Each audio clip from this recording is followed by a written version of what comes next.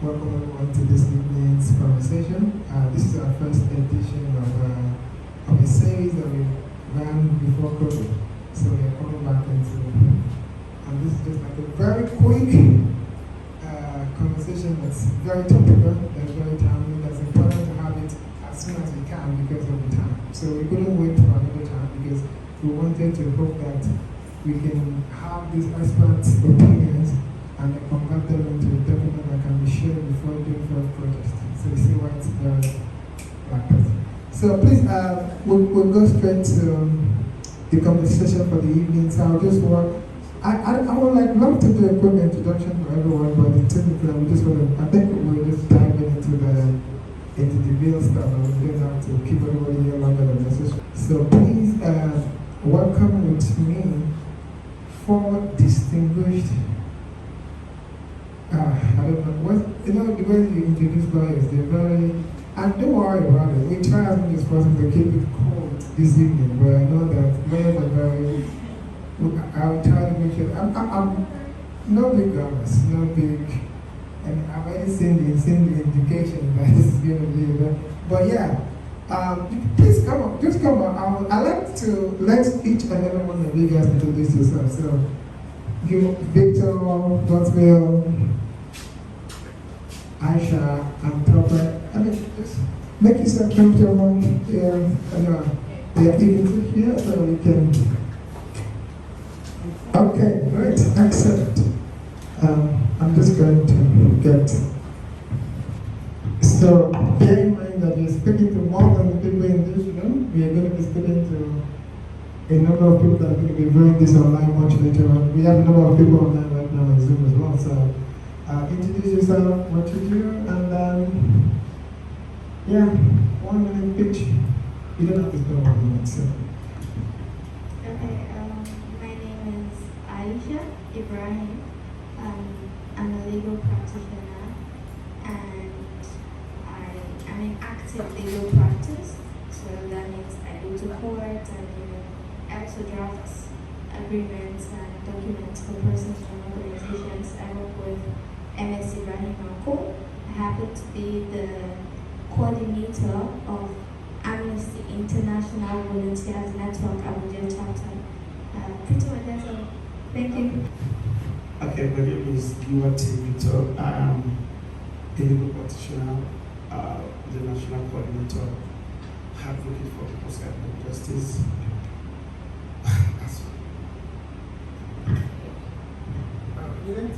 Is a human rights activist, he's done that in all the meetings of representation that you've done human rights. It's please. Okay, so I'll just be very brief. My name is Timothy Samuel. I'm an associate in a top law firm in Abuja, Painsbury Attorneys and Solicitors. My core area of practice is arbitration, so you can come to us for your arbitration. Thank you. Okay, one pitch. My name is Godswill N. Oliver. I am a legal practitioner and right activist. Okay, keep it short, keep it quick. Okay, so you can see that it's going to be a long evening because if you have 4 lawyers in the room and then you have them talk about legal matters, you know that you're going to be. Please, again, thank you very much for joining us on a very short notice, less than 48 hours of notice for everyone, and I really appreciate you taking out the time to be part of it. And I think more than just, it's why are we doing this? Because why do we have to gather to put some context into the reason why we're here, into the reason why we need to have this conversation and bring all these experts together to share their thoughts. It's because Nigeria is going through a very different, unprecedented time in our history in terms of what we do as a country. And a lot of Nigerians are becoming conscious of the needs to speak out. They need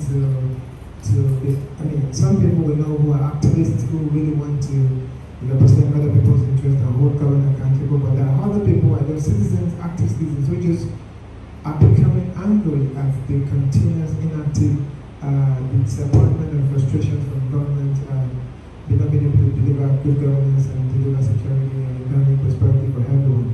But the beautiful thing about this is that now what are the important things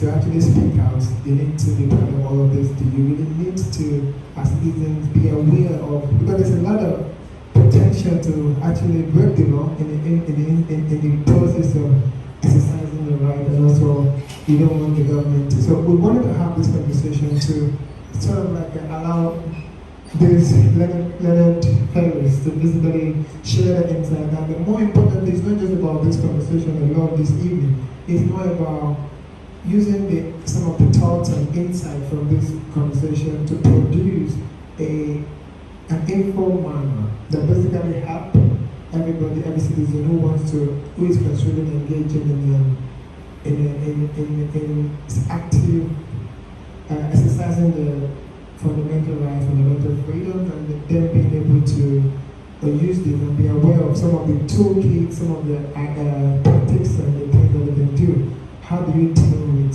situations that arises that has to do with the law? So you can either use the law as a sword or you can use it as a shield. So it's important to know that. So I will kickstart the conversation by opening up with whoever out of the four of our experts to just begin a conversation around where are we now? We know where the fear is in Nigeria right now around the civic space, the right to exercise, the danger or the concerns around exercising your right. You know, we've seen protesters being arrested. NSAS last year is opening door for a lot more everyday people to want to be part of this. The assembly together, organizing protests, speaking online, speaking offline, and so why is it important for anybody who is contemplating or already doing some form of social action against the government to be aware of what protection they have? So I won't put this to any particular individual, but anybody is welcome to take that on. And then we can go, anybody make a thought around this particular question. So Okay. Thank you very much. Firstly, you will need to understand the fact that every society is governed by rules, by laws, and why it is popularly said that where one right starts is where the other person's right ends. I remember during the what's this Islamic group, Shite, yeah. When the Shites were protesting, of course they had a very serious protest in return to, of course, express their dissatisfaction with the fact that their head is being tried in Kaduna. And of course the lawyer to the Shite is popular lawyer, Femi Falana. And they started their protest. Of course, all of us were here at that period. They were always on the street. Of course, the right to protest, which is contained in the fundamental rights, chapter 5 of the 1999 Constitution, is the freedom to express yourself. Protest is the form of expression, and it is contained in the African Charter on Human and People's Rights, which is referred to as the Bantu Charter, which has been domesticated into our laws. So the right to protest is a fundamental right, which is the freedom of expression. Now, during that protest, if you could recall, the climax of it was when the DCP was shot, Umar. That same day I was on channel and I said, no, that they cannot allow that protest to go on. That of course the Sheikh had a lawyer, the property for the lawyer to do. What's to advise them on that? The fact that yes, you have a right to protest, but you don't have a right to close the street and debar me from doing my job. I am a private legal officer. I need to get to my office. The government does not pay me. And I'm going to my office and I find out that you have closed one part of the road. You have deprived me of going to my office to get my job right. You can do the protest under the African Charter on Human People, under the African Charter on Human and People's Rights, section 36, if I'm not mistaken, says that while you are expressing your right, you should also take into consideration the right of other persons. Now, so I told it was a mock by on channel, and I said, no, that I know, I didn't want to mention the name of the lawyer. I said, that lawyer has a responsibility to inform the Shites that, yes, you have the right to protest, other people have the right to use the road to go to the work. About 20 minutes after then, Femi Falana brought out a press release to say that, oh, the child should be careful and all of that. So one more called me when I left to say that, oh, Femi Falana just responded. Like, because as an activist, when you have a right to do your protest, you must also understand the fact that that right is circumscribed by laws. So you can't say you are protesting, you are stopping, you are breaking people's windscreen, you are throwing stones at people, you see police officers. Some people think that when you are protesting, your target must be on public assets. No, there's a way to go about it. Why, of course, sometimes by the inherent fact that you are a crowd, you have caused some level of inconveniences to the people. That is inherent in the protest. But not when you take a deliberate move to break somebody's whistling, to shoot at the police, or to shoot at any other person. The policeman there has his own rights. The fundamental right is also inalienable to the police officer. He has a right to his own life. He's performing public officer, public function, and is doing his work as a public officer. So it is important that one needs to understand that while you are doing your protest, you must do it within the ambit of the law. So your right to express yourself also means that you should also consider the right of others. Okay, I like that conclusion, but let's take a step back, and I want to grow the conversation into a little bit into, okay, as a Nigerian, I mean, any other person can take this as well, but it's still kind of like an extension of the first question. Basically, Chapter 5 of the Nigerian Constitution, Chapter 4, sorry, expresses all these fundamental rights. The right to freedom of assembly is where protest comes in, and the expression as well, the privacy and all of this.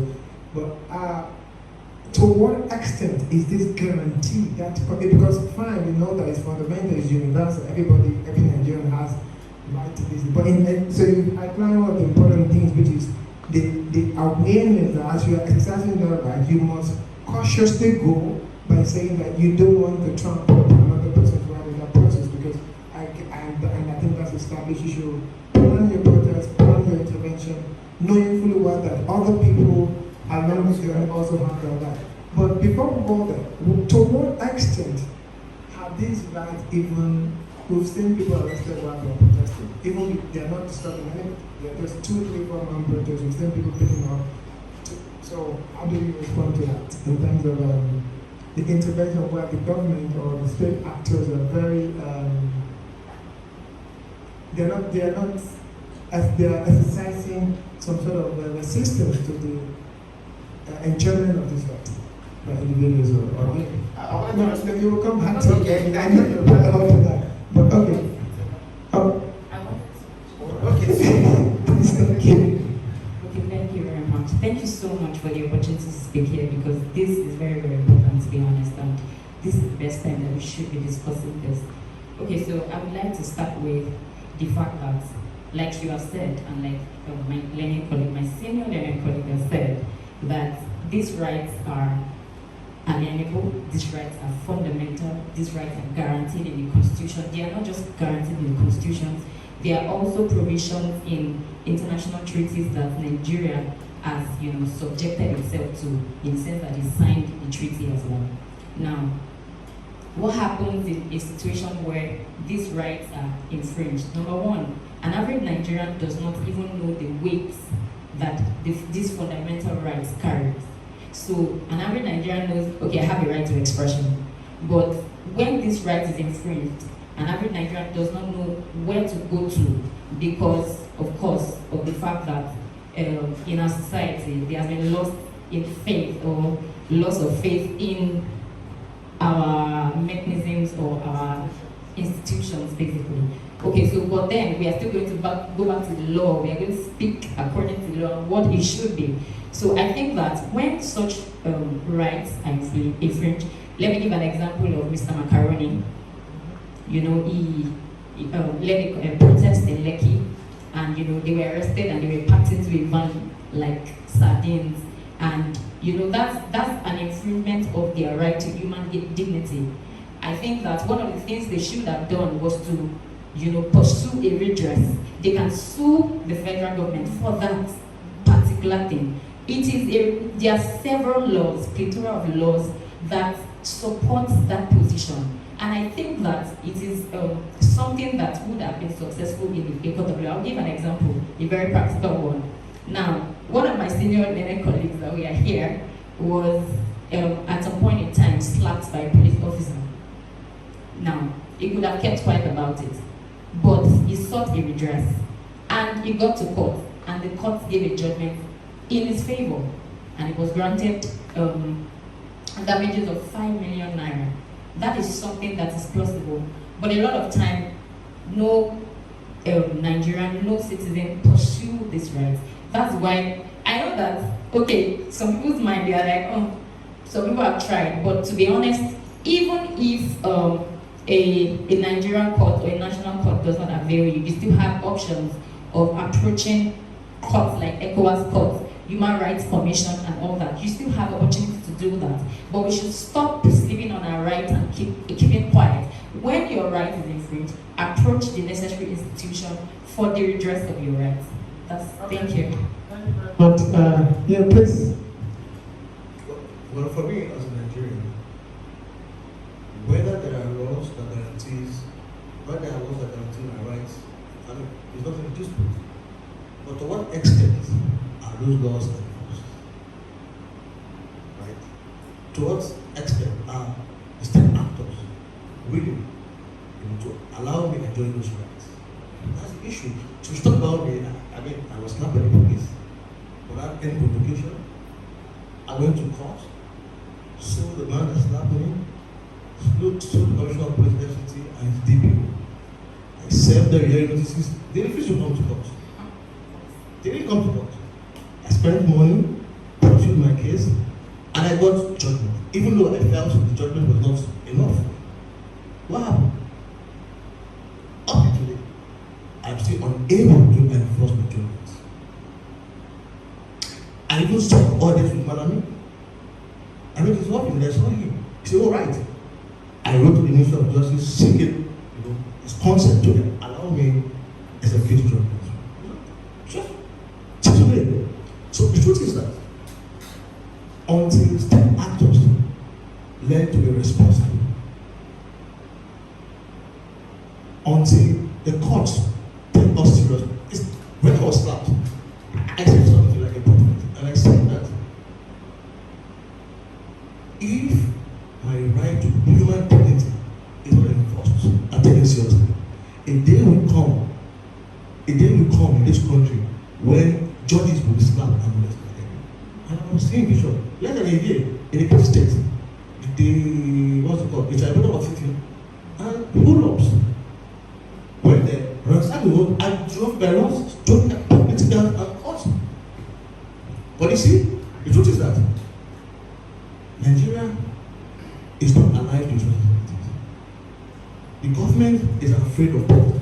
Just this morning, the president took his wife at his entrance protest. He said, oh, the protesters are removing from office. Is it correct? It's not correct. So the truth is that the government at all levels, federal, state, local government, do not like citizens to exercise their rights, particularly the right to freedom of expression. They try very hard at every point in time to control that right, which is why in Nigeria we have the Public Orders Act. The courts have been held consistently that that act infringes or is infringed on the Constitution. What happens? The police continues tomorrow to enforce that order, that act. Even in the face of clear court order, saying that particular law is unbiased. So my take home is that I just a quick question before. Is the public order act you just mentioned, is that a court order or a judgment? Or I want to get the difference. Judgment. Court of appeal. Not okay. Substance. Interesting. Go on. But today, if you want to have a protest, the police will insist that you come and seek permission. If you don't go, they will every day their claim is that they have to provide protection, they have to why? No. The police can come in at any point in time when you feel that protesters are beginning to infringe on people's rights. Okay. Yes, please, Aisha. I think I don't have an exception to Revolution's word. His last statement. Okay, please go ahead. Yes. If you recall, you also mentioned the EndSARS protest and whatnot. Yeah. If the police, what was the last thing you said? Yes. I think the police in all its, even though we don't necessarily rate the police as dignified in Nigeria, as big as the police force is, I think they can, ask for protesters to at least write to them to seek permission. I'll tell you why. Amnesty International, which I happen to be the coordinator of the Abuja's group, I think they have the best, form of protest and the best protest I have seen so far. And I've been part of quite a number of reasonable protests. They usually write to those in office, the police, DSS, whoever, so many people, rather so many institutions for our own protection. And then we move. When we move, the police is behind us. And the reason is this, because not everybody in Nigeria necessarily has the interest of this country at heart. No matter how good your no matter how good the subject of your protest is, there'll be somebody somewhere, hoodlums as they term it. They may, seize the protest and just come, maybe try to stab somebody, kill somebody and whatnot. But then when we protest, we have security agencies, around all of us. And it goes really smoothly. Which is why you never hear that Amnesty International was involved in any, let's say, clash in their protests. And they do a lot of that. Secondly, I would like to say this, no matter how ironic or funny it may seem in practice, the police is your friend.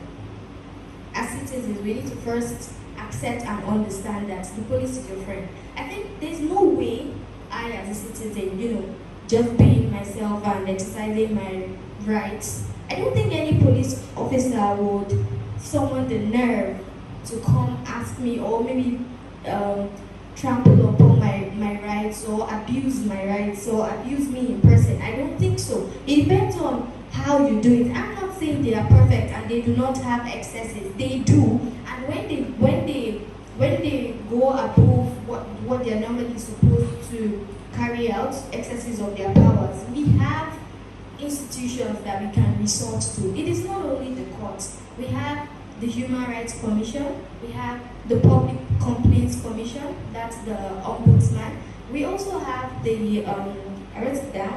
Truth and Reconciliation Commission. I just came across this one and I'm actually surprised. We have a lot other of them that we could just go and complain to when your rights are trampled upon. And I assure you, I'm not sure, but if you should follow it with due diligence, I think you'll be able to get somewhere. Just like in your case, you got a judgment, which is, to me, it's the first thing, any reasonable human being should think about, how to go to court and get redress. You got a judgment. Now, it's enforcement that's the problem. Meaning the problem is not the law, it is the people who need to enforce the law. Thank you. That's interesting, but I'll come back to you. So just Yes. just one question. For me, the difference between permission and protection. Protection. So I don't contest that, I should inform the police to protect me while I'm in protest. But then I do not agree that I need to inform the police for permission of the permission to police. protest. That's the point. No, of course, the police cannot, the police cannot limit your own right to protest or right to peaceful assembly. All I'm saying is, you should inform them to protect you as you protest. Permission from them, that's an implication of it, like it's an infringement of your right to associate or to protest. Limitation, yes, because ordinarily the law provides that you can exercise this right. If the law wants you to take permission from any institution of the government, it will be specifically written in the law that you should take permission. That is one of the bases of the decision of the court in IGP versus ANPP. Because the court was like, if you say the provision of this public order act is that you take permission before you go on a protest, then it is an infringement of the rights of every citizen to go on a protest. And you are not allowed as an institution to make such because it is inconsistent with a fundamental part of the I agree Constitution. with you. I think it's a question of balance, and I think balance in the sense that as a private citizen, I have the right to, because if you think about it fundamentally, but I think this is very fundamental because in coining the fundamental right, the focus is on the individual right. As a person, as a Nigerian, I'm always focusing on my opportunity and what I can do to pursue my own life as an individual. But when I begin to take responsibility for others by coming together, then the layer goes another layer to it. So the right to protest, to assemble is there, but it's a question of balance between. I have led a lot of protests outside of Nigeria. Unfortunately, I've only attended or participated in protests here, but I haven't actually been in the front of organizing one. But I have organized at least more than 5 protests when I was there in the UK. And you won't be required to notify the police. You notify the that notification is a stigma. Let's be practical objective about how do you exercise that notification if there is no some sort of. So we know that unfortunately in our crime, that becomes the power to actually. What did the police say? Yeah, exactly. The police cannot That's refuse. not true. If a child group, just imagine a child group telling the police, oh, we want to protest today. You know the answer. But they always know. No, you know the answer. If the child, let's be honest. If a child group today writes the police, commissioner of police, or the IGP to say, oh, we want to protest today from any spot to any spot, just get the answer. Let me say some things here. Right. Let's look at it pragmatically. Of course, I've been involved in a lot of protests. As a matter of fact, I was supposed to do one today. Yeah, I got a call from the CP. I was in the CP, and they said no. And it was like, no. Well, I don't want to go give all that details. But this is the point. The truth is that, firstly, those fundamental rights are inalienable rights. They are rights that cannot be negotiated. They are rights that are linked to you because you are human. Do you understand? So you don't need to tell the police that I want to talk. Thank you. Because the same right to freedom of expression, freedom of assembly, the same right to life. You don't need to tell the police, I want to live, but don't let somebody kill me. I mean, you should live. You will need to protect people from killing you. So when you are out, but this is where the balance is. And it is because of the abuse of that act. Now, when you are going to make your protest in public space, you need, for the sake of public order and safety. Now, the police will tell, they told me, do you know what, if you want to have your protest, okay, you want to have it in Billington Fountain, that will be fine. If you are going to stay in Billington Fountain, that will be fine for us. But guys, I don't want you guys to move because we were supposed to move from Billington Fountain to St. We don't want you guys to move. And I said, why? He said, you know, there's going to be due to a protest. We don't want such movement. And this is the reason they gave. They said, your protest can be hijacked. I said, no, sir. We have put in measures to avoid it being hijacked. And that is why you need to be there. Now, but sometimes the police and the other security agency have used that as an instrument to regulate or, in most cases, frustrate. Like you said, I mean, I can't imagine. You can't imagine people who want to protest in 212 saying that they want to write it. The police will tell you, well, it is not safe, even when it is safe. You understand? And that takes you to the point of public office. That when you are in a public office, you need to discharge your duties without fear or favor. And you must discharge it within the ambit of the law. And I will give you a very good instance. If you remember when there was this protest in the United States, just recently, when I think that was the death of George Floyd, and everywhere in America, blah blah blah, to the extent that Donald Trump wanted to engage the U.S. Army. And as a matter of fact, he told the U.S. Army, the head of the U.S. Army, to send his troops outside. The man said no. Why? He said the US military is trained to kill, and he doesn't see himself in killing his own citizen. That he will not do that. And you can't bring in the army to engage the people because, but one way or the other, he was able to maybe use the Marines and all of that. So the point I'm making is that public officers should know that your duty is not to the person of the president, but to the Constitution of the Federal Republic of Nigeria that guarantees certain rights. And so if you can now see how they can conduct their protest without regulating that freedom, well, it is called freedom. It is not privilege. It's not a privilege to lie. It's not a privilege of association. It's not a privilege of expression. It's a freedom of expression. And you know what freedom means? Without restriction. So by the time you start saying, you need to go like this, you need to give me notice, you are putting some level of So how do you balance the duty of protection that the police has, the duty to protect public order, to preserve public order? Because this is it. We all know that once there are more than 10 people gathered, there's a potential for violence, there's a potential for whatever is going to happen. I mean, anything, because people are gathering. So how do you balance the duty of police to protect and then the freedom of the right act for you to so because now let's think about it from positive light. From the positive light of I'm a community leader. And from a practical light, I should say. I gathered, like we were going to do the protest today. We didn't go because we are aware. You know how things will go wrong and we decided to just get back and plan or reorganize yourself. But someone else know. Even though in organizing the protest itself, you are exercising your freedom, your right that is inalienable, that is guaranteed, constitutionally guaranteed.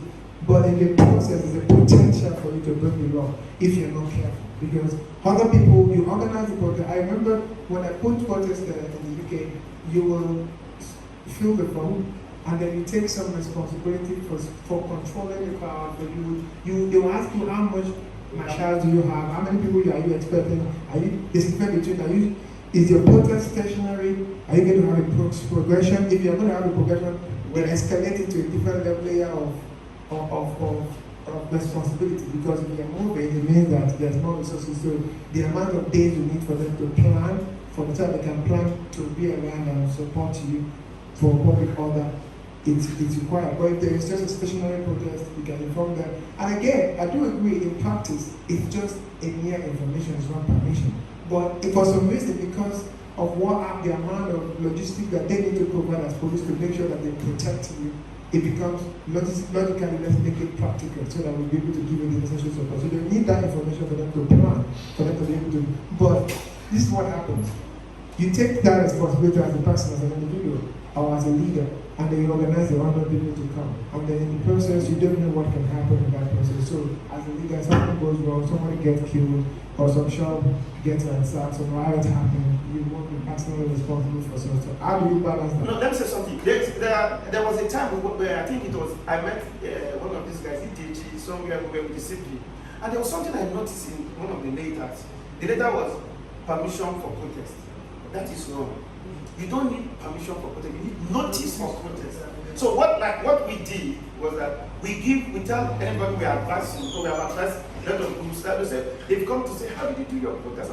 We saw that we were on the same page with the police and all of that. And when the justice director was telling me, okay, that's fine with your protest, blah, blah, blah, we are good about it. But you see, what you need is a notice, not a permit.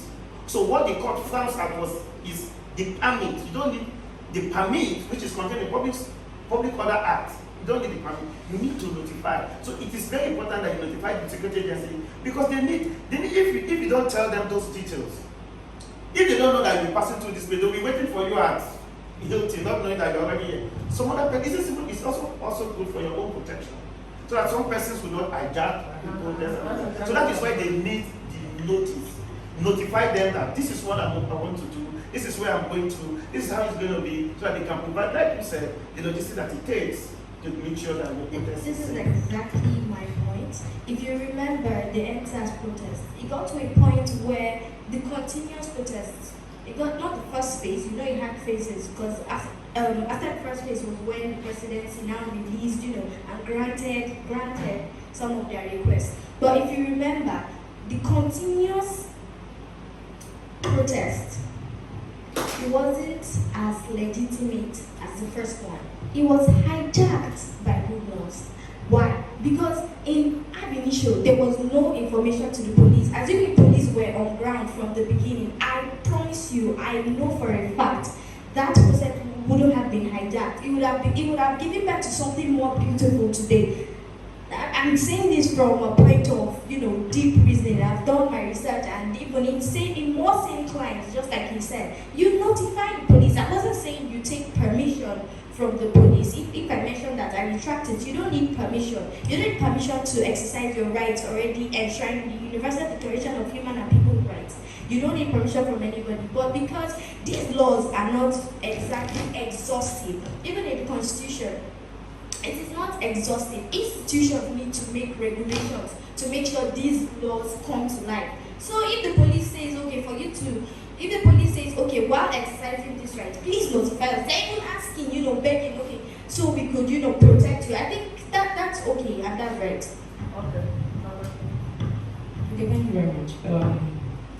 I beg to differ to an extent. Now, we don't know for sure, we don't know for certain whether the police were notified about the EndSARS protests. And the fact that it was hijacked by hoodlums could not, or I can't say categorically that it is the fault of the protesters, and it was because of the lack of notification of the police. We all know how it runs in this country. I don't know what happened at the end of the protest, but I personally talking, okay, no, I'm not going to say that because I'm here, but then I would say that it wasn't as a result of the fact that the police were not notified. And of course, it was obvious that the government was trying to frustrate that particular protest because it was one of the strongest we have had in this society. And of course, because they have an advantage as regards the fact that they have control over certain things that would have helped or aided. For goodness sake, we were trying to, because I was part of the protest, all we were trying to say was, give us the things that they are primary and elementary in a sane society. I think it is something that even a policeman, even without notification, should be part of. But of course, we understand that we know where the loyalty lies in this part of the world. But it's okay. I'm just going to stop there. Okay, I'm going to, I know, otherwise we will not, I wanted to just, there's a question from online, and I want to just, it's still another time before I will leave this protest and how that affects the permission to. The person was asking, what do you do when the protest actually targeted at the police? So they actually protesting against police brutality, which is what happened with EndSARS. Do you get permission? Do you notify the police to protect you in your protest? There are other security agents who can notify. It mustn't be the police, Yeah, and then, okay, I would say this really, really quickly. You said if you should notify the police, then they'll just seize the opportunity and whatnot. I think it is even smart to notify them because before a person slaps you, hold his hand. He would not be able to slap you anymore. That's the logic I'm using. So before you attack me when I'm protesting, I'm going to notify you so you'll be put on top of your toes to ensure that nothing happens to me because I'm seeking your protection. And if anything happens to me, it means you have failed in protecting me. I think if there's anything that I'm getting, and I think it's quite interesting that I personally haven't actually looked at this from this perspective at all before now. And it's actually good because basically the notice requirement is a discretion, by the protester. You can choose to notify the police, you can choose not to notify the police. But when you do, it's now the burden is on the police to make sure that they do their job.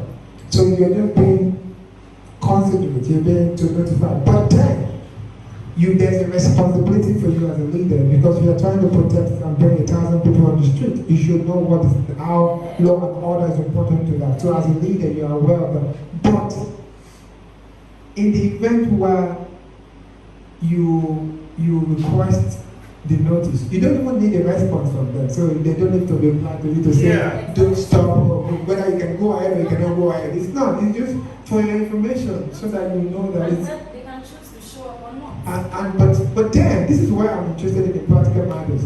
So I am a protester. I'm going to move a little bit answer that whether you have the right to inform the police or not, and all of that we've clarified. And I think almost all of us are on the same page about its information and permission. But now let's take a step back to Macaroni's case.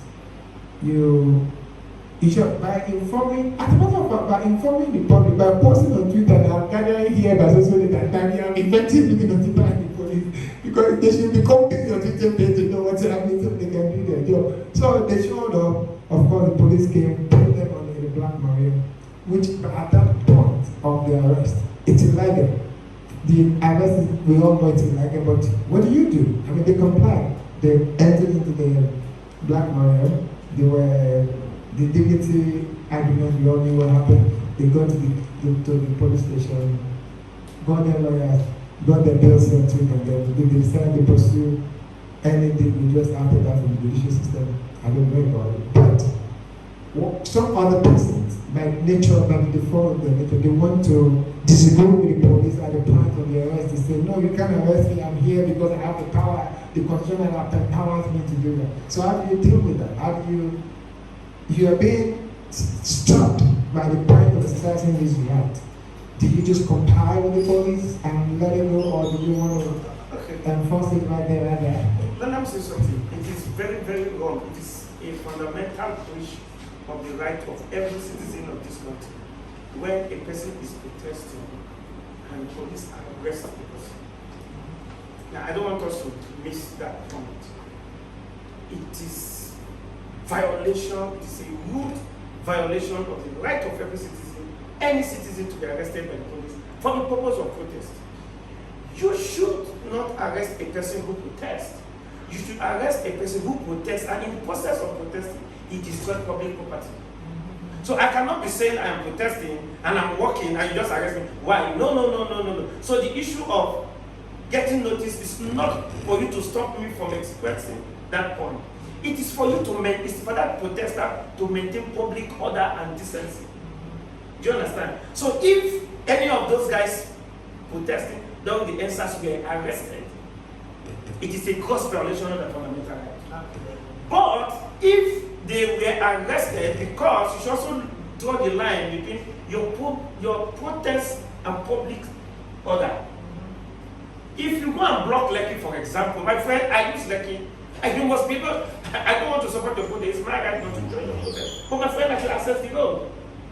So you should also know the implication of blocking that road. So when they were arrested, that police officer that we are arresting persons because that police officer is also acting illegally. So it should be very, very clear. So but when your protest, and it has to do with protest management by the organizers. I've seen cases where persons have organized protests and victims, came out of that protest. And so they put all the bulk on the police officers and all that. No, the leaders of us should also take responsibility. Because that's why I said that the lawyers should be able to advise that no, why you are protesting, you are going too far. So organizers of the protest should be there to ensure that you also guide your people. Don't destroy public assets. Don't even, but the fact that even take certain steps against or say certain things against certain persons, it's even wrong during your protest. For example, you don't say you are protesting and you are calling for a change of government. You don't say, oh, we are making a protest for June 12, and you say Buhari must go. But they have the right to provide. No. Let me tell you why you can't say that. Now, if you say Buhari must go, implicit in that statement is to subvert.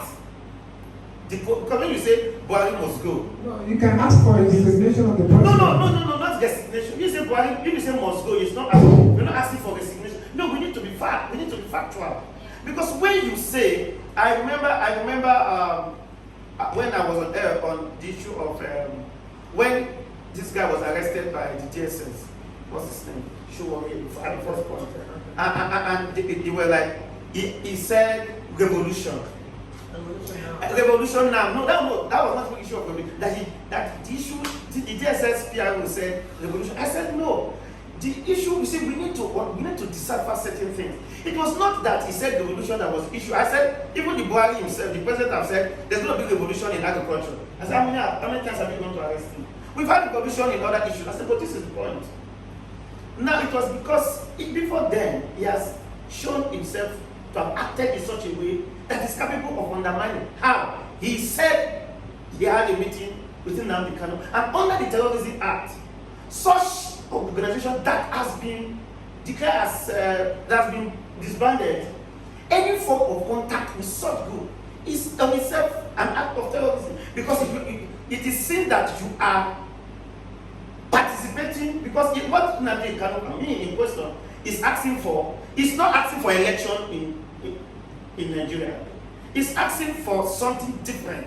So the point is that it is what you say and the effect of what you are saying. Let me tell you, one of the things I was shown was that you guys want to do, some guys want to do a protest and look at why we must go. Why? That's what I'm saying. You have to be careful in when you want to express. You will say, oh, your right to say I am dissatisfied with this government is fine.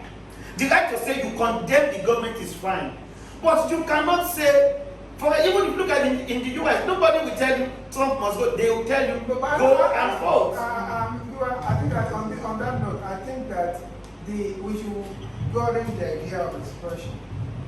And I think that's open for debate, and it's also open for interpretation in terms of how you use these words. And until I'm of the opinion that until you actually go through a court process for that interpretation, when you use the word revolution now, you use the word Buhari must go. You want to overthrow the government, you want to Those are you can say anything. I mean, anybody can say anything. No, you don't say anything.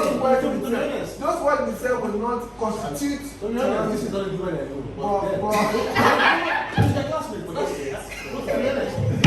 is what I know. See, the point is this. I understand that your right to freedom of expression is not without limits. That I appreciate. Without you. It's not without limits. Yes, yes. That I appreciate. Yes. But I'm saying that as in Nigeria, I'm entitled to take to the street and demand the resignation of the president. Correct. Is it my listen? I agree. This is it material how I say so. To the extent that implicit in what I say is not a call for an unconstitutional change of government. Exactly. That's I think. End of story. So if I say Buhari must go, right? Buhari must go. How? Hold on. Buhari must go. Actus reus. What's the next real? If I carry arms, I say, oh, he must go. Arms. Then it's unconstitutional. But if I say Buhari must go, telling the officials, telling members of the House of Assembly to impeach him, I'm entitled to do so, to make that call.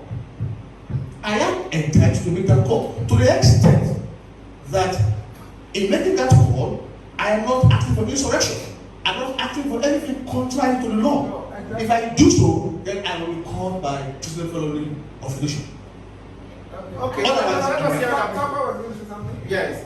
Okay, so I align myself with what you have said. We have to understand that there's a thin line between your right to expression and the violation of that right. Now, whatsoever you say or whatsoever you write can amount to something that is called criminal defamation or even defamation under tort. So you have to be careful in the way you express, because of course the court is the institution that has the final say when it comes to interpretation of how citizens express the change of government and all that. But as a matter of fact, for a protester, I would like to say this: you have to be careful the way you express whatsoever your desires or what you want to see happen in your society, because it can be in that. Don't forget that the government will find laws or would even make laws that would validate whatsoever actions they decide to take against you. Exactly. So you have to be careful. I do agree. I think that's where the message there. I mean, in kind of like reviewing all of this is that it's important we know that these are illegal. We know that, but when you want to exercise it, you have to tread with caution to know that where do they stop? At what point to my hunger to say the person has to go become defamation? At what point does it become criminal? Incitement. I have a question. Yes. Immediately after the election, they brought in president for his second tenure. That was the height of revolution now.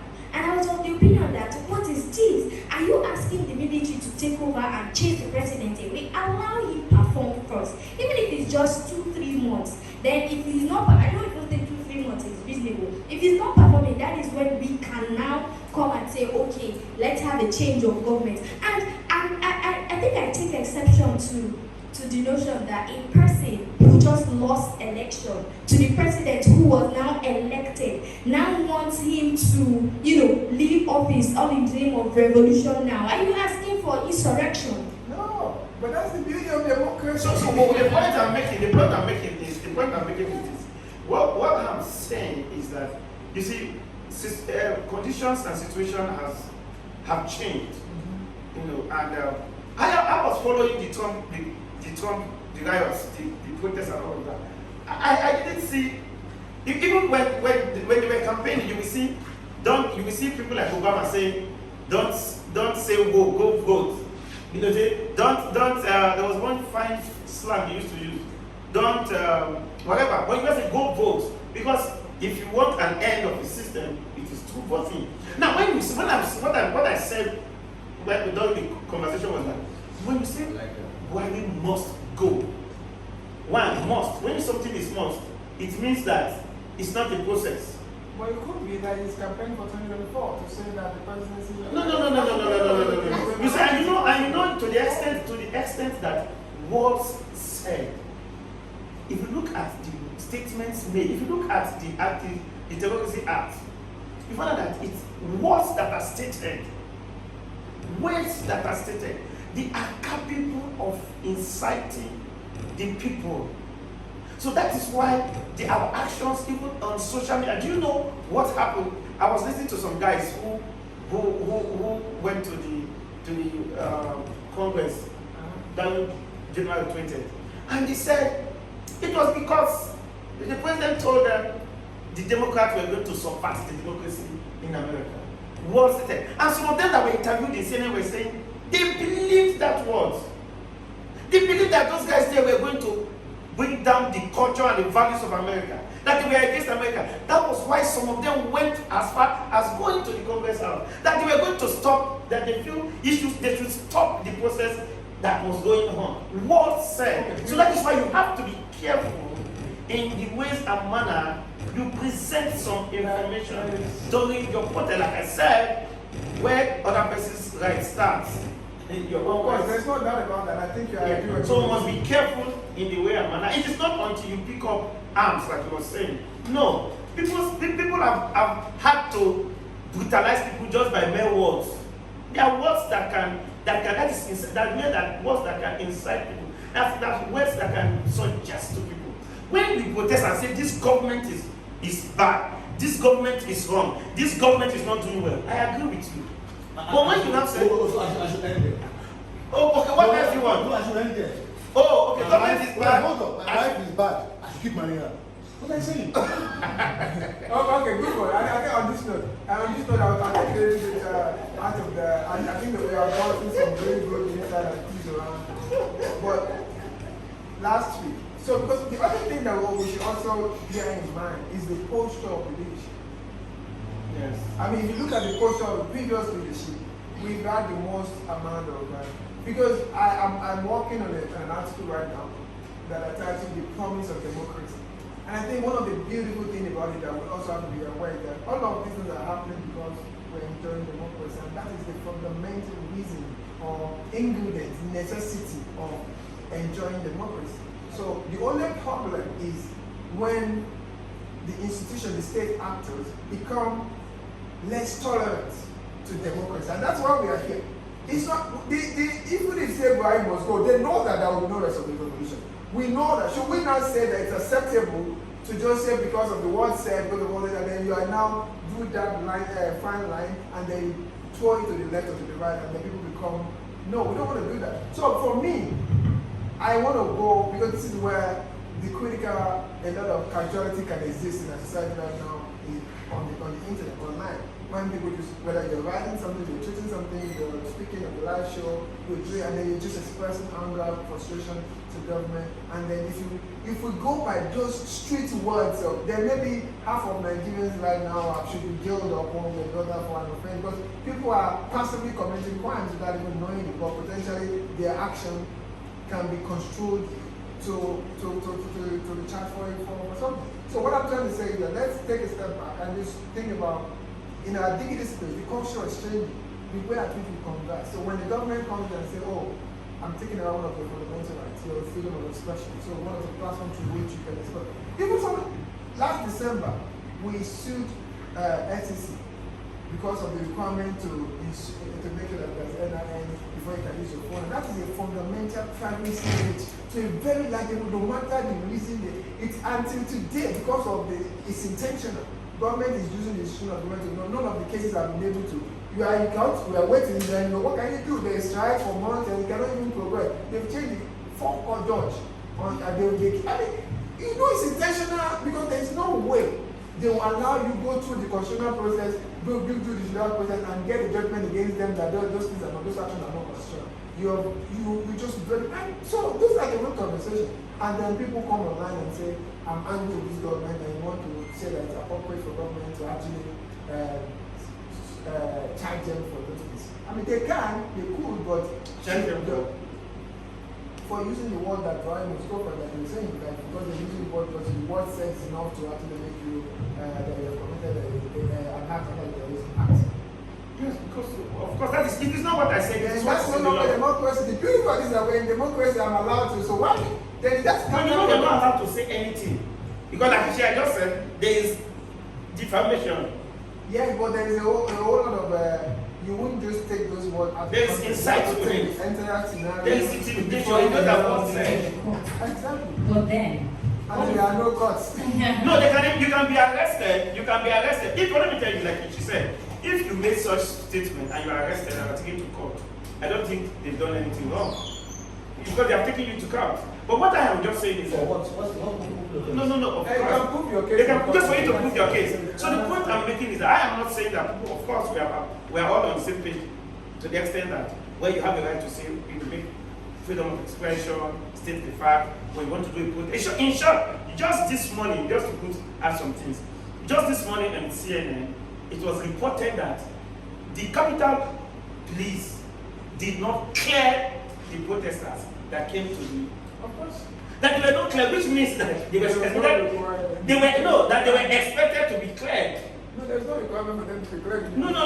It is. There is, because CNN was saying that the police did not clear them. It means that there is a requirement that before you protest, told the Congress, you need to be cleared. So they are trying to say that that particular protest was actually done it was premeditated, it was organized and arranged. I mean, they have charged more than 400 people. Yeah, so what I'm just saying is that to some extent you can see that even in free society like America, there are still some simple regulation.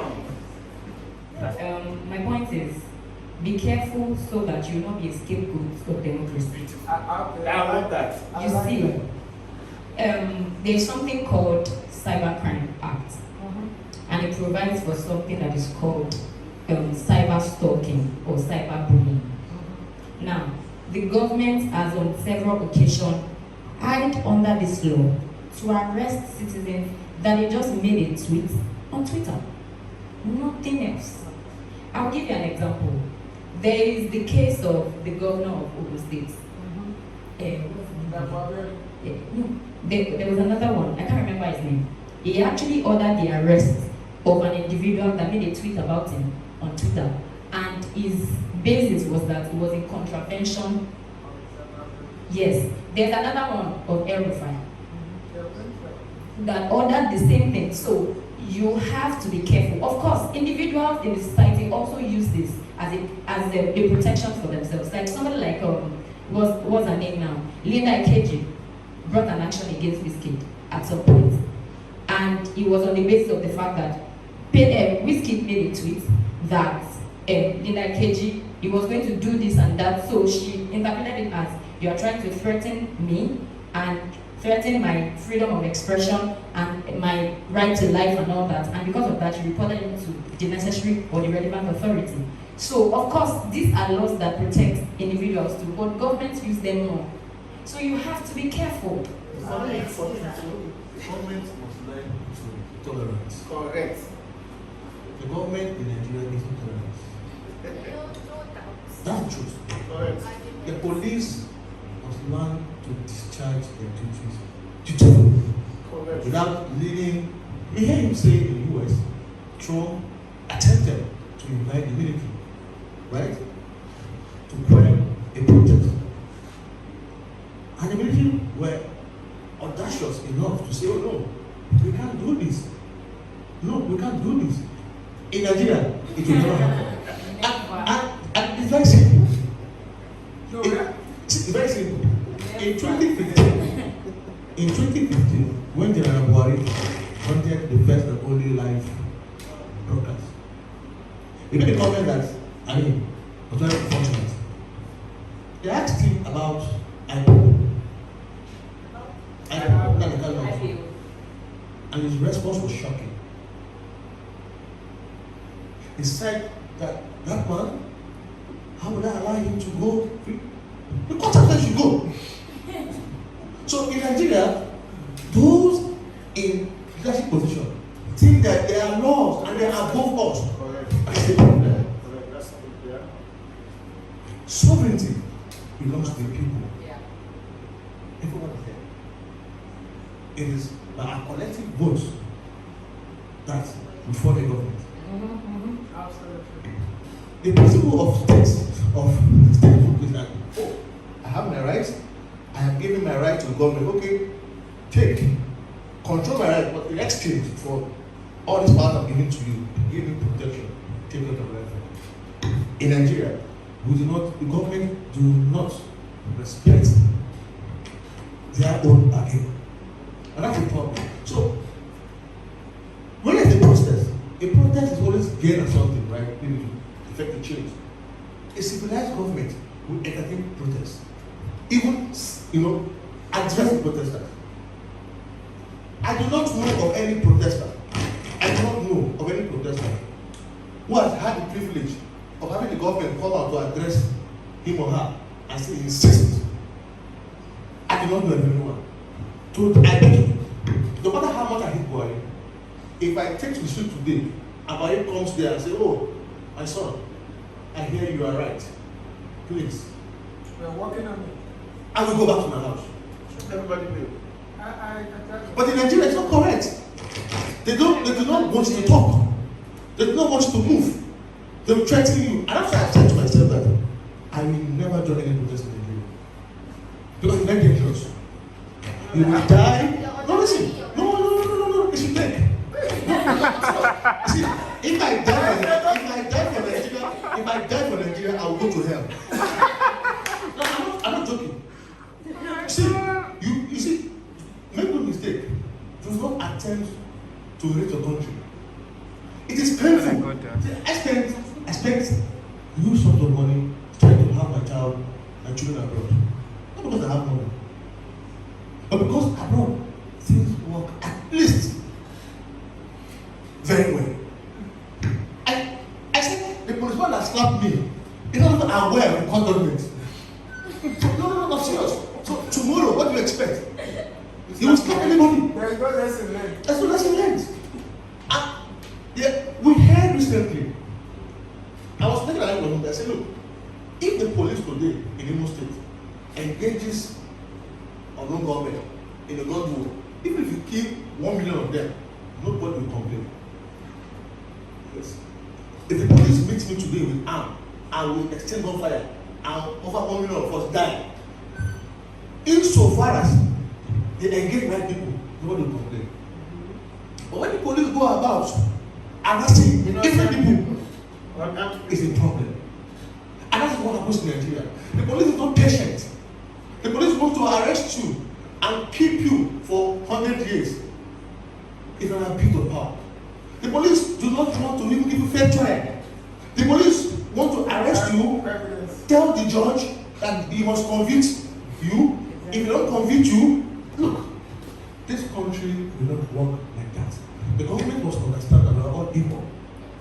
rights and I have rights. The way you say that when my rights stop, I mean, that's the same thing. If the government and the people play by the rules, you have a fair government. One of the first is there. But as much as the government refuses to play to the rule and accept to coerce me, Do not play to my own, to the rule. that'll be a problem. I was talking to my friend today, and he said, oh, don't say this extra, don't think they will misunderstand you and will arrest you. I said, no, I'll catch you. We do not even push revenge. I will not endorse anything known as unknown government, anything. But the truth is that if you listen very attentively, you will know very carefully that these people taking up arms against government, they have the right. How is everybody feel about it? How? We have the right constitution. I'm not saying it is right. That'd be I right don't course. endorse it. Yes. But And the roots of it, like the fundamental call. tell me how many persons so far who have been arrested in the name of participating in that kind of insurrection has been brought to justice. How many? If you arrest anybody today as an unknown man and take him to court, nobody, the sign is not crime. At first you follow the right channel, lay down rules. But the government wants to take you and waste you. And that's what offends people. So government at all levels must learn to be responsible.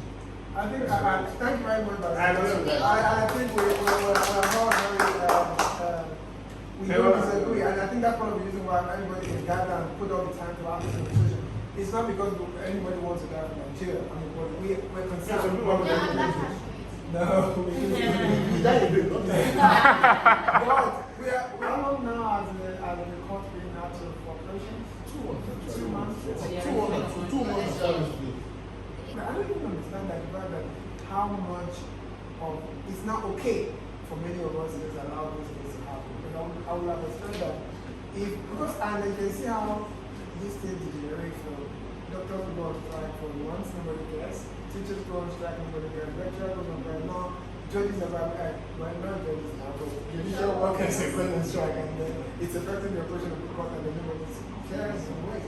But so what option do we have? Now we know we have established that government don't care much. I wouldn't say they don't care at all. They don't care much.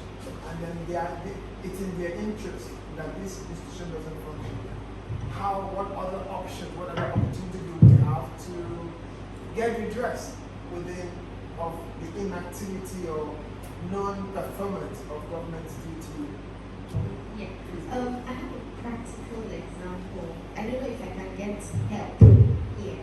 This is a fundamental infringement of the rights of my friends. If you remember, I'm not sure how many of you were the same, internet speak like myself, but Emmanuel Larry and Victor Anene, yes, so they went to protests in Kogi State, and they got, first of all, we citizens amongst ourselves, people came out and youths, just like most of us here, and they came out and then they said, who asked you to protest against our governor? And they of course, they were trying to put up a defense, and funny enough, surprisingly, the most dehumanizing, degrading, and abuse of their right to dignity what happened and occurred then. They pulled down their trousers and even their shirts, and then they started flogging them and asked them to start doing, I think maybe squats or front jump. I'm not sure, but the video is there. And ever since then, they claim to have gotten an order of a magistrate, who sent them to prison.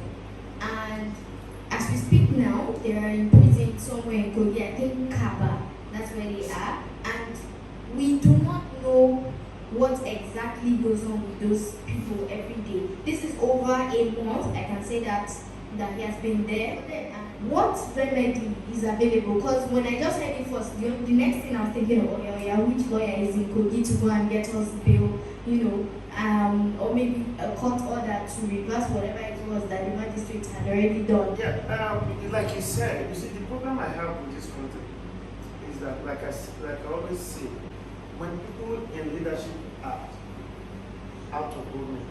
think for themselves. When they get to government, they get people to think for them. And that's the crisis we are having. There is a lot of disconnect between the leadership and the lead, or the leadership and the followers. And so Nigeria is just on an autopilot. And that is why we can have 2 months of court being closed and nothing happened. And the system is working, and I'm wondering, people are just feeling fine. And I was like, no, people are feeling fine, because let me tell you, it shows that, as a matter of fact, I have come to the conclusion. Can I ask, can anybody tell me within the past 2 months that court have been closed? What has been, pragmatically, what has been lost? No, when you say your friends freedom, even when the court were open, people were sent to jail. It's so that there were more short, a lot of ladies on the street, they were packed and sent. Those that don't have 5,000 to pay, they take them to go to jail. Even when the courts were free, a lot in Berger and Lifecam. I get a lot of calls that will tell you the police will just go somewhere, raise some people, see some young ladies, tell them to come, 5,000, pay 5,000 for bail. You don't have, put them, we'll take you to court. The magistrate will say, okay, and they go. It's true. No, I'm not telling you what maybe you saw it. I'm telling you the reports that parents were coming to meet us that we should pay. A lady was coming from the church. She was arrested at Life Camp here. They took them to Utako police station. They told her to pay 2,000 naira. In her purse, she has 500. Just because she didn't have 2,000, they took her to a magistrate court and charged them for whatever, and she doesn't have money. They were sent to prison. So even when the courts were open, so that's what I'm saying. So that your brother, that one is just a victim of Kogi State government. So it's not because the courts were closed. So the point is this. And you see, the problem starts from all of us. And like I came here one day and I made a comment that people did not get the point I'm making. Nigerians and the youth, we are not strategic. We are not critical. We follow the bandwagon. And let me give you a good example. You see, I have a serious issue with the bring back our girls issue. You remember I said the other day, some people are saying we are criticizing. No lessons learned, action taken, work done, no lessons learned. After the bring back our girls, which is the Chibok crisis, can you tell me how many times kidnappers are taking people in school? You have lost count. Do you know why? Because there was no lesson learned. It was a jamboree. People became famous. People went to the state. People got appointments. What was the lesson? Nigeria could have done a critique of what happened. Why were those guys taken? We were in London when that happened. Maybe forgot. We were in school in Kingston. And you could see the way those people were taken. You mean you from Nigeria? You mean you can take about 200 girls just like that? And there was, is that it? No, I said, no, I'm not from Africa. Because to them, they were like, what are you talking about? You mean some group of people can take young ladies, gather them, put them inside a truck, inside a bush, and they tell me, and nobody accosted them. What is the point? How did it happen? They give the story. The headmaster sent a letter.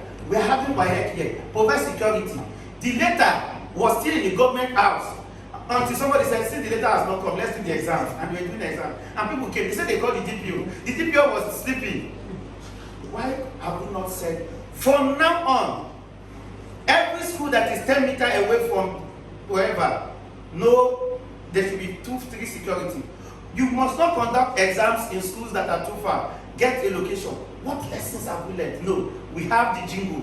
Bring back our guests. The next thing happened. We're going to be having bring back. What's that? This one that just happened in Niger State. Kachuku, bring back Kachuku boys. You know, even if there was that cheap boys. We have no lessons to learn. The courts are closed. Why are these courts closed? What can we do? So Nigeria is just it's just an array of people who dramatists, personnel who just want to sing as it pleases them. Now, let me tell you something. I might not sound so conventional. Now, when I look at people, somebody has said, oh, you guys are talking about Twitter. Oh, this Twitter. John, I was on air on Tuesday, and somebody in Hot FM, and somebody said, the problem of Nigeria is not security. The problem of Nigeria is Twitter. Because that is what is on air, Twitter. That they deleted, and the government to also fall in the one because they deleted Buhari Twitter and banned Twitter. And I asked myself, and people are saying, oh, we will go to ECOWAS court to freedom of expression. Are you kidding me? When there was no Twitter, when we not expressing ourselves, Facebook have not put any food on my table, and our homes are bad, they see security everywhere. That is what we should think about. I think it's a great I'll come to this. I'm so sorry. So but that is the issue. I disagree with you on that, Giwa. And this is the reason. Yes, on the surface of it, Twitter is a private company. But what we are not taking into consideration is that what is happening to Twitter is as equivalent to you saying that you can no longer buy newspaper. Newspaper can no longer operate. You can no longer watch television. No. So think about it from not from the private sector, Twitter as a corporation, but rather as the platform that Twitter has represented as a means of expression. And that one is where it's a big deal because government has the power. So it's in itself, it's exactly. Before Twitter, were you expressing yourself? No, but unfortunately now in 2021 you cannot express yourself without some sort of those platforms. So you need that. You even came from the angle of does Twitter put food on your table? Do you know people do business on Twitter? No. What I said is that Twitter has not put food in Nigeria as a nation. No. Not on my personal. Citizens in Nigeria and Nigerians. No. And we make up Nigeria. How much money? Sweet. Okay, go ahead. Okay, have you seen the statistics? I can't remember the number specifically now, but I've seen news that how much Nigeria is losing on a daily basis because of What are the empirical facts? What are the I do empirical business facts? on Twitter. I do business What on are Twitter. the And I make empirical money facts? from Twitter. No, we will. For me, like I said, people give an eye we used to stand together, but now he has lost. He's not following government, and I'm very sure. No, I'm not following any government. And let's be honest, for me, the way forward is very simple. Very simple. A man called Ahmad Gulak died. Is it not so? Yes. One man. They died. 3 persons were killed. Yes. His killers. In fact, all the persons in the car with him identified what the person killed as the man who shot at him. And the other 2 persons as being part of the car. Very impressive. But the same week Gulak died. In Kebbi State, over 70 persons were killed. In Kaduna State, over 18 persons died. In other parts of Nigeria, many persons died. The government has no money. The day Gulak died, over 5 governors came together, organized a press conference. Said, oh no, police will investigate, who knows who killed this man. And ACF issued a statement. Youths everywhere, right? The day we begin to see ourselves as equal, your blood and my blood is being the same. That's the day we begin to go peace in this country. That's the first thing. Number 2, the government is aware that if my right to express myself, if my right to assemble and move freely is left to exist the way it is today, then there's a problem. Remember what happened during EndSARS protest? You know what happened? Yes. The government felt challenged. The government knew that if the government had played to the rules, most likely the protesters would have got over the wrong thing. That is why the government is trying very hard today to suppress our rights. Me, as a youth, as a Nigerian, but those of you who say have interest in Nigeria, the way forward is to continue to express yourself within the country. Those expressions threaten government in the right direction. Those expressions will bring you justice and fairness. That's what I I agree with you. Thank you very much for that because I think it's very important to begin to weave it closely in a way that how does all of these concerns, worries, how does it lead to action, and how does this action actually help create impact? And I think that is it.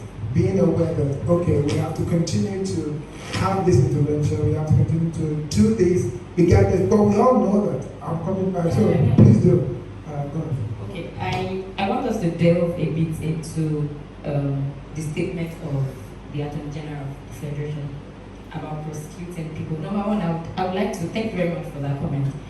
I would like to come from his angle. Now, continue to express yourself. What happens when the government takes away the platform where I can express myself? So it shows to us that Twitter has become so powerful in Nigeria that it is becoming a threat to government. Yes. So thank you. So that is why the government decided to take it away, and it is an infringement. Let's not forget of the right of the citizen, right to expression. It is. Now, what happens in a society where the Attorney General of the Federation comes out and says that for anyone that continues to use Twitter after the ban of Twitter will be prosecuted? Is that a question? I would like to. Let's discuss it. With all due respect, with the highest level of respect, it is not our fault that the chief, law officer of the Federation may be ignorant. It is not conclusive. I'm not saying conclusively that he is ignorant, but if you are unable to state the law precisely as it is, you are the Attorney General for our sake and not for the government's sake. You're supposed to protect us and do things, make policies in the best interest of the citizens, and not in the best interest of the government. Maybe collectively in the best interest of Nigeria. But then when the chief law officer of the Federation is, I'm not sure the right word to use, then your nation is in trouble. I'm just saying your nation is in trouble. For your friends who are arrested, and I'll tell you very simple. About a year ago, my priest called me to say, one of his parishioners was arrested, and I intended to look over for trial. And this is an honest expression. And the father, what happened? He explained to me, and I tried to intervene. Coincidentally, this is very serious. Coincidentally, the magistrate who was trying the matter was my classmate. So I called her. I'm not interfering in your work. But I hear that there are people in the court, and every day they come, they bring them before you extend the order to keep their education for 7 days. Every day they come before you, 7 days. The man spent over 2 months. And I said, is it that you don't have power to reveal the facts? To even know whether even the offense they are bringing them, the offenses they are taking trial for, they are indigent to even subject those charges. So no, I'm new on this job. No, I'm new on this job. I don't feel like no. So if I do anything, I may lose my office. I'm not sledge. The truth is that government knows what it is doing. Government deliberately keeps us impoverished so that whenever they want to deal with us, they can bring out already and do somebody. And it's a big one to deal with us. For your friends who are incarcerated, specifically because I'm on Tuesday, on Monday, you can bring an action before the High Court of the state or the Federal Court, habeas corpus.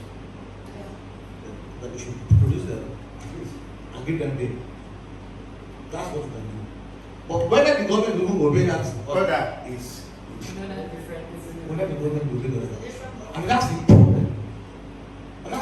I'm actually trying to reverse it. He shot a court over a year. The hammer did not fall. The same NBA had the guts to invite him to come and address lawyers. We don't see him there. So we're just not serious. Exactly. And it is only the youth in the history of this country, right? It is only through the platform of social media for once the government feels threatened. And that's why they want to. That's attack of us. And given you must stand, I'm sure, you must take the defense of people who are tweeting. No, of course, I'm not against tweeting. I'm not saying that. I'm not against it. We must join our voices together to condemn the AGL for that comment. Of course. We must condemn government for deleting, for trying to right to tweet because Twitter said no, you're not above our rules. That's it. Government felt, in Nigeria, government is law, government is God. So for the first time, somebody says, oh no, what I've done, contravene my rules. Bring it down. They're angry, they can't take it. Keep on it. And that's another problem, though. And I wanted You The know? same Twitter that did almost the same thing to Donald Trump. The largest nation in the world, and nothing really happened. But that's what we want to understand, and that's one of the things that we have to see. Our culture is changing, our platform, and that's why you are really going. This is really important for me because it's the platform and the power of the platform. You know what happened last week? Twitter, people were using VPN and all of that, and then Twitter said, no, update yourself, update your app, and you can tweet without VPN. So these things have far-reaching consequences, not even now, in the next 5, 10, 20, 15 years, in terms of how governments exercise their sovereign powers. We can argue from now to tomorrow, and as for the merit or the legality of the power of the president to block Twitter, we know that is not possible. They don't have the right to do it. And it's even clear as to the motive of the reason. It didn't just happen as an action for national security as we're trying to protect. It was simply because it's an act because they think that somebody has cautioned you. And then they use it. Why the government use it? If you don't think that I've done training from the government agencies on the power of social media and half of them why they need to because they know that if you really want to do citizen engagement, if you want to involve citizen, you have to make them what they have. You know what it means to have Twitter?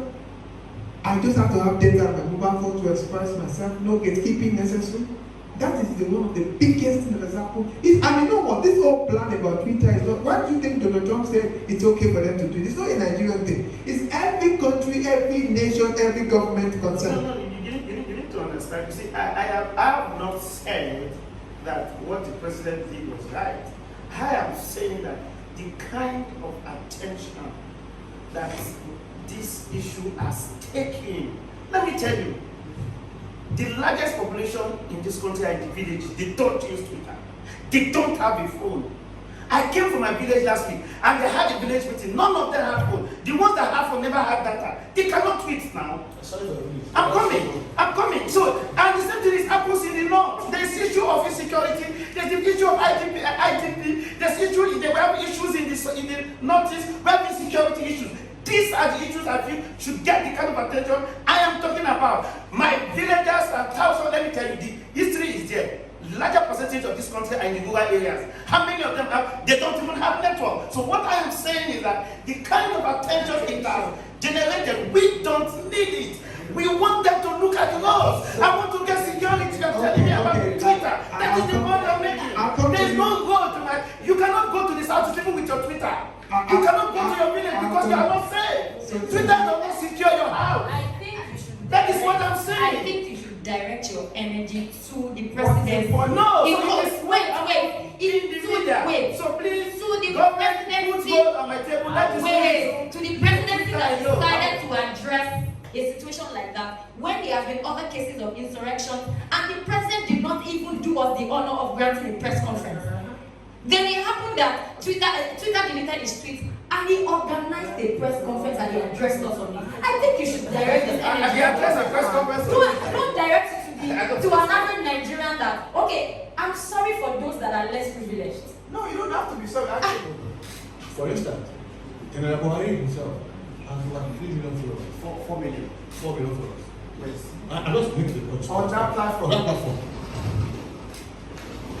The major stakeholders and even agencies of government, no, listen, even the military, the DSS, they have handle account. Yes. Nigerians are for the first time able to directly Yes. interact with them. Even Yes. if they Yes. just at Hold on, or something. just hold on. Yes. So the point is very simple. Yes. Nigerians have never in their lives had any opportunity so close To government. to government than to that. Nigeria, Babangida, why did you have 1 billion people? Because your youths don't have jobs. Okay, 1 million. You should have full rights. I Youths don't have understand jobs. I understand This the point. statistics like that is that Nigeria unemployment rate, Nigeria is the capital of poverty. Why would they follow somebody? I understand. Why would you follow I people? understand the point you're trying to make, but I need us to make this That's the clear, point. statement. I think it's a fact. No right is, lesser than the other. the only right I know is above all other rights is the right to life. Because without the right to life, you cannot exercise the rest of your rights. Yes. Now, without the government is not addressing, well, you can put it that way. The government is not directly addressing the issue of insecurity because every day on my WhatsApp, I'm on different groups. I have different news and blogs. If you just see 10 people kidnapped, 500 are missing, how many were shot, people invade here, unknown gunmen, ungun gunmen, and stuff like that. We're not saying insecurity and the Twitter ban are on the same level. We're not saying that. But you cannot deprive us of security and then deprive us of our platform to raise alarm. To get help. People, we need help. The earlier we understand, we even be better for us. The awareness of these insecurities. It is all because of Twitter. So that is the argument. Yeah, so we can have the government can tackle insecurity and we can also have Twitter at the same time. I understand your point how To me, the government Twitter it just means people are angry and that is how they people do business, people meet people hear about security, people communicate to government agencies on this same Twitter that we're talking about. If you remove it from us, then maybe there's another app that Nigeria probably wants to use as big as Twitter, and has the same coverage as Twitter, then I wouldn't be making this noise. Very much. Just any other last note, any other last comment, but I think for me, it's just about understanding that there will always be multiple problems. Nigeria is a complex problem, and government intervention, and it's just not to be more concerned and to be more honest. You don't just attack a situation because there's a direct threat to your public reputation or your own pride or your, that's about the situation with Twitter. And it's not like there's far-reaching model, and the implication of it, it's why it's important that they can't do that. Because when they started with NIN saying that you cannot, then they move on, everything will go down the slope, and it's getting dangerous because at the end of the day, we will get to a point where we are no longer a democracy, even though we do elections every 4 years.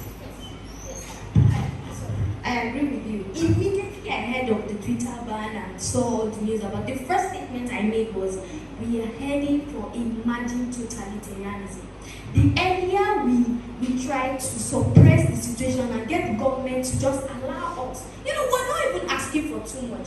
Protect us. That's your number one duty you have towards us. The government is responsible. The number one priority of the government shall be the security and welfare of its citizens. And then if you're failing at that, your problem is Twitter.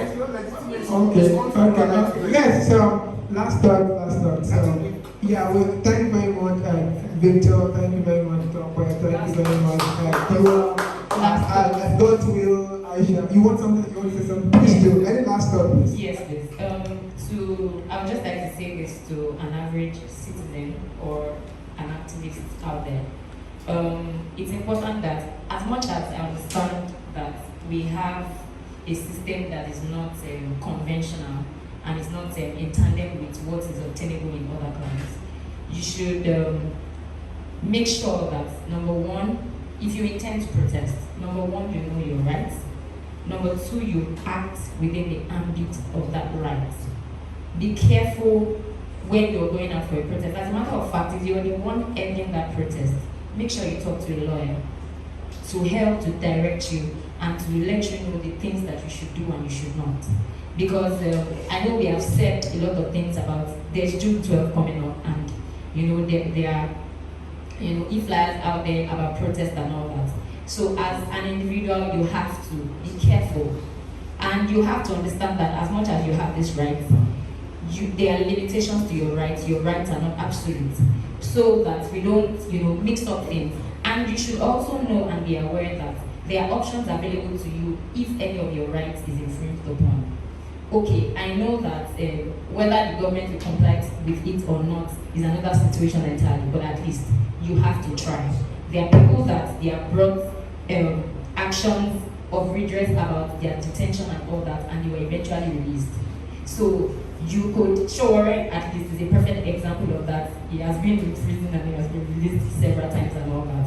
You know, I would even have even expected that when he did his protest, that's the one here that he was allegedly shot by a police officer, I would have expected that he would even bring an action for a breach, an attempted breach of his right to life. That's something that has been substantiated in a number of cases in Nigeria. Yes, so We're not sure that please. but there was an attempt, yes. So what if he had died? It was not shot. It wasn't a bullet. It was said It was not shot. That's what I'm saying. Oh, okay. But we all know that anybody could be shot in the body. There's a risk, that risk exists and it's very No, he said it was shot. I said there was an allegation. Yes, it was alleged. That was what I said. That I was was- very And I careful. think that for activists is if we must protest, We definitely must protest.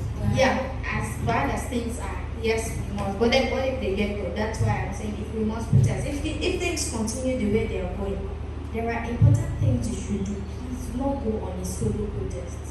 I don't think that's okay in this time. Nigeria is in trying times. I understand it is your right, but please do not go on a solo protest. Let people know where you're going to. Let people know where you are going to. Let people know where you are going to. Now that you could use Twitter. Oops, we don't have Twitter anymore. Use Facebook. Inform people. Inform a lot of people that okay, I'm going to do this, and this is my aim. This is what I want from the government. Please, I seek your protection. These are things that activists must take into account. Please do not destroy government properties. Do not. There's a limit to your own protest. You can't protest and destroy. If you're protesting to make things better and not to make a certain thing bad, like infrastructure. So these are the points I have to make, and thank you very much for this opportunity. Yeah, you're welcome. My last one to those out there is that you're doing a great job. All the activists, social media, or all platforms, they're doing very well. And the reason why this government is unfit to play, and God bless you. And I advise you, as you go about your activism, try your best to be accurate with facts. Don't go on facts. Be honest. Don't mislead the public. Don't say things that are incorrect, no matter how attractive, no matter what your aims are. And let your activism be geared towards causing a change, social change. Right? As you go about your duties, I encourage you to play by the rules. And about enforcement officers, if there's a change today in Nigeria, a comprehensive change, everybody will be alive, including you. So I encourage everyone, government, state actors, and individuals to play by the rules. Let us all obey our laws. Let us all submit ourselves to the judiciary. Let us all submit to the rule of law. If we do that, we all have a civil society where we work and enjoy ourselves, drink alcohol. Thank you very much. I think it's been a wonderful conversation. We've been going for 2 hours. Thank you for taking out the time to be here. I really appreciate it. We'll share some time. Okay, thank you very much. Have a good rest of the day. Thank you.